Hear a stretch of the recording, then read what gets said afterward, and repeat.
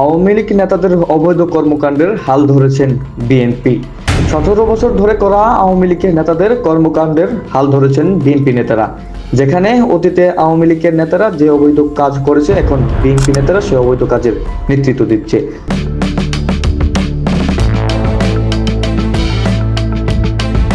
অতীত দেশের বিভিন্ন স্থানে মাটি লুট করত ফ্যাসিবাদী দল আওয়ামী লীগের স্থানীয় প্রভাবশালী নেতারা।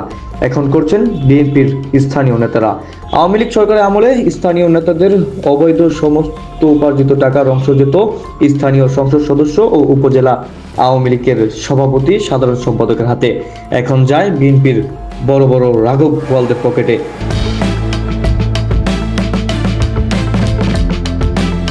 ফ্যাসিবাদ হাসিনা সরকারের পতন ঘটলেও পতন ঘটেনি বিভিন্ন স্থানে থাকা ফ্যাসিবাদী চরিত্রের বিভিন্ন রাজনৈতিক দলের নেতাদের। হাসিনা সরকারের মতো নব্য ফ্যাসিবাদও যেন পতন ঘটে, এমনটাই প্রত্যাশা দেশের জনগণের। Desk report, people voice.